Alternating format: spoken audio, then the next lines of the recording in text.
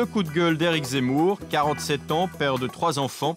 Il est grand reporter au Figaro, spécialiste de politique française et auteur de nombreux ouvrages sur Chirac et Balladur. Dans le premier sexe, il dénonce la féminisation de l'homme, à l'image d'un David Beckham, et en appelle au retour des vrais mecs, comme Jean Gabin. Éric Zemmour, alors que des hommes s'épilent aujourd'hui, vous en parlez beaucoup dans votre bouquin, ça vous pose un problème ? Je ne sais pas si j'en parle beaucoup. J'explique simplement que c'est un signe, un symptôme intéressant. J'explique qu'il y a, je crois, 1 homme sur 5 qui s'épile, voilà. Et en sachant que les gens de la génération de 60 ans ne s'épilent pas. Donc vous voyez, ça fait beaucoup de gens entre 20 et 40 ans. Et ça vous pose quel type de problème ? Je vais vous dire, c'est très intéressant parce que j'ai lu un livre d'historien qui explique que la différence entre le dru et le lisse, c'est ces mots exacts, est absolument essentielle dans l'histoire de l'Occident. C'est-à-dire qu'elle n'a jamais été transgressée. Et le fait qu'elle soit transgressée aujourd'hui, oui, même quand on se mettait des rubans, des bijoux, etc.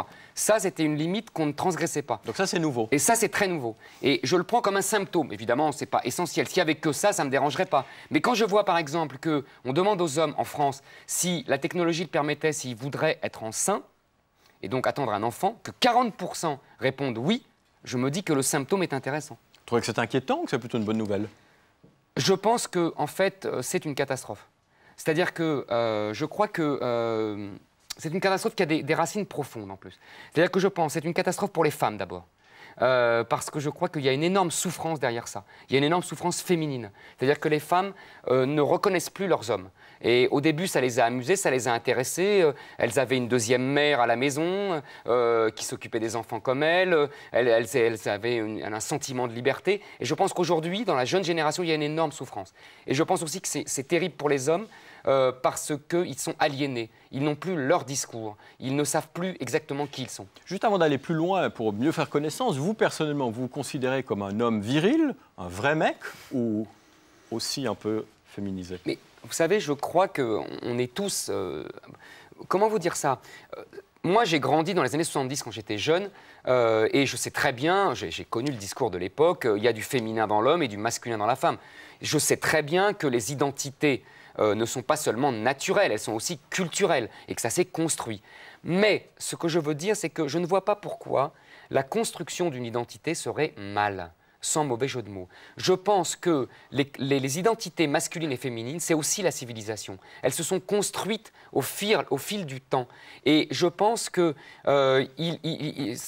c'est très dangereux de vouloir les détruire. Je pense que nous allons vers un monde qui refuse la distinction. J'aime beaucoup ce mot français qui veut dire à la fois la séparation et à la fois le raffinement. Et nous sommes sur le monde de l'indifférenciation. Mais parlons-en peut-être un peu de ces valeurs culturelles, parce que vous donnez une définition de l'homme qui n'est pas piqué des vers, quand même. J'en ai une ici à la page 10, vous dites le garçon... ah non, c'est même un peu plus loin, à la page 12, la voilà. Un garçon, ça entreprend, ça assaille et ça conquiert, ça couche sans aimer. Et un peu plus loin, vous dites, l'homme est un prédateur sexuel, un conquérant. Mais c'est une incitation au viol, ça, non ? Au viol, non, pas du tout. Oh bah, ah non, non, un prédateur sexuel, c'est quand même des mots qui sont lourds, non, qui sont chargés. Mais tout à fait, vous avez tout à fait raison. Ce que je voulais, pourquoi je raconte ça ? Il faut remettre dans le contexte. Je discute avec un jeune homme d'une vingtaine d'années qui me tient des propos que moi, dans ma jeunesse, je n'entendais que dans la bouche des jeunes filles. C'est-à-dire qu'il m'explique qu'il est amoureux, qu'il a trompé sa précédente amie une fois et que ça a été une catastrophe, qu'il ne peut plus recommencer, qu'il faut qu'il soit mûr pour une aventure. Il me tient des propos d'un romantisme de jeune fille. Et donc je le taquine, je le provoque et je lui explique que moi, dans ma jeunesse, les garçons, ce n'était pas ça. Et c'est pour ça que je lui dis ça. Je continue à penser qu'il y a de la violence dans le rapport sexuel entre hommes et femmes. C'est une violence civilisée, évidemment. C'est une violence qui est contenue. Est-ce que vous n'ouvrez pas les vannes à une violence non civilisée, justement, en redisant, en réaffirmant, en écrivant que l'homme est un prédateur sexuel ? C'est quand même monstrueux. Écoutez-moi, pas du tout. Pas du tout. Ce n'est pas monstrueux. C'est justement, il faut qu'il soit un prédateur sexuel civilisé. Si vous voulez, il y a une attente de virilité, il y a une attente de violence. L'amour, c'est une tendre guerre, comme disait Jacques Brel. Mais c'est aussi une guerre. Donc il faut de la virilité, il faut de la force. Il ne faut pas, évidemment, prédateur, c'est un mot choisi exprès. Ce que je veux dire, c'est qu'une virilité humiliée C'est la virilité humiliée, la virilité niée qui donnera la virilité violente et barbare. Donc une virilité civilisée, dites-vous. Donc ce n'est pas une incitation au viol. Par contre, c'est une incitation à l'infidélité. Vous faites un hymne à l'infidélité. Est-ce que vous-même, par exemple, vous la pratiquez? Non, l'infidélité. Non, je ne fais pas un hymne à l'infidélité. Vous suivez les préceptes de Dieu? Je vous explique. Vous-même, vous êtes infidèle? Non, ça, c'est très difficile à répondre parce que c'est privé. C'est embêtant. Non, mais je vais vous dire pourquoi. Je vais vous dire ce que vous dites sur l'infidélité, ça peut intéresser nos téléspectateurs. Vous dites, les femmes devraient remercier l'homme de les tromper avec une pétasse, excusez-moi du terme. Non, vous m'excitez mal. Ils en seront des meilleurs amants. Non, je cite Stendhal. Oui, mais on est au XXIe siècle. Non, mais attendez. On ne fait pas de la littérature. Mais c'est un savoir-faire pour les jeunes générations. Absolument. J'explique deux choses. J'explique que parce que je parle encore de mes jeunes gens à qui on a expliqué qu'il fallait aimer pour désirer, qui est un comportement classiquement, traditionnellement féminin.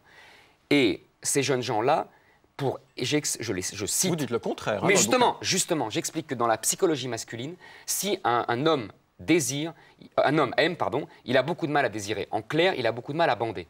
C'est la psychologie masculine qui est comme ça. Alors évidemment, ça pose des problèmes aux femmes et ça pose des problèmes aux hommes. Et je dis non, c'est pas. Mais les hommes sont très primaires. Ah, c'est peut-être la conclusion. Mais oui, mais l'être humain est très primaire. Nous avons un cerveau archaïque, nous avons un cerveau reptilien. Il faut en tenir compte. À vouloir le nier, nous créons des générations d'impuissants, d'homosexuels et de divorces. Vous ne pensez pas alors que des années de féminisme ont permis justement à l'homme de dépasser ce stade primaire et que finalement, grâce aux femmes, l'homme qui écoute les femmes est peut-être un peu moins primaire que vous le décrivez? Il est moins primaire, mais il est impuissant. Quel est le résultat? Quel est le résultat de cette... Non, c'est les statistiques. C'est les sexologues qui débordent de candidats et de malades. C'est le divorce qui n'a jamais été aussi massif. D'après vous, vous êtes jamais demandé la concomitance entre la féminisation de l'homme et la massification du divorce. Vous y voyez un lien direct? Mais bien sûr, les femmes s'en vont. C'est les femmes qui demandent le divorce. Les femmes s'en vont. Alors, vous vous moquez aussi gentiment au passage des papa pampers, comme vous les appelez. C'est Philippe Roth qui les appelle comme ça. Voilà. Est-ce que vous ne pensez pas que, quelque part, c'est un progrès que les hommes s'occupent de leur mouflet autant que les femmes? Ah, moi, je crois que c'est une vraie catastrophe. Ah bon? C'est drôle ce que vous dites parce que... j'étais en venant chez vous, donc à Genève, j'étais dans le train et il y avait un couple à côté de moi et ils avaient une petite fille. Et c'était très intéressant parce que le père a passé son temps... La petite fille a passé son temps dans les bras de son père. Le père a passé son temps à lui faire de la lecture, à la dorloter, à s'occuper d'elle. La mère n'a pas dit un mot. Elle était plongée dans son livre pendant les 3 heures de TGV. Et je me suis dit, ces gens-là sont exactement l'incarnation de ce que j'écris. Et je me souvenais de mes lectures. La petite fille qui a son père avec elle, plutôt qu'un père absent, comme c'était le cas avant. Je suis tout à fait d'accord avec vous. Bien heureuse la petite fille qui a son père présent. Ça ne veut pas dire que bien heureuse la petite fille qui a son père qui se prend pour une deuxième mère. Parce que les ravages psychanalytiques après... Je ne vous le fais, je vous l'imagine même pas. Non, parce que c'est important. Pas du tout. Retour à Freud, tout bêtement. Retour à Freud. Vous savez, l'homme n'a jamais cessé d'être un homme de Cro-Magnon. Jamais. Et vous et moi, nous restons des hommes de Cro-Magnon. C'est un leurre. Vous vous croyez civilisé, vous ne l'êtes pas. Simplement, vous avez perdu le... Non, vous ne l'êtes pas. Je ne suis pas d'accord. Et moi non plus. Je pense que si l'homme devient une deuxième mère, il ruine toute la mécanique mise à jour par Freud. C'est-à-dire, qu'est-ce que ça doit être la mère?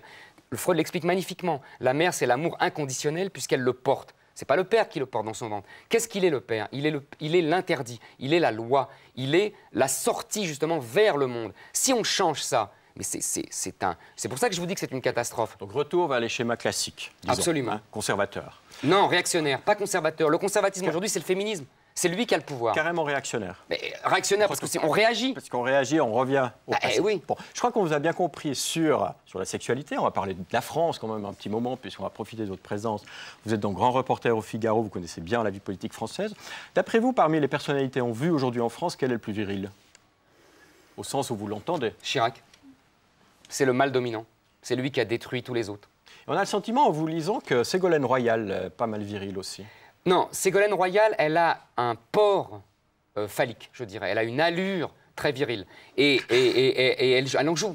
Elle en joue. C'est à la fois une très jolie femme. Un port phallique, juste oui, c'est-à-dire une allure masculine. Elle a une autorité naturelle très, très virile. Et en même temps, c'est une jolie femme.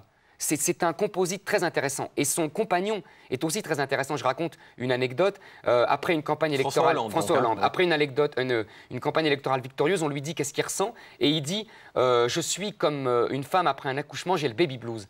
Je trouve ça extraordinaire qu'un homme utilise maintenant les mots des femmes pour exprimer ce qu'il ressent. Je pense que les hommes politiques d'avant, qui s'appellent Chirac, Mitterrand ou tous les autres, auraient dit « post coitum animal triste ».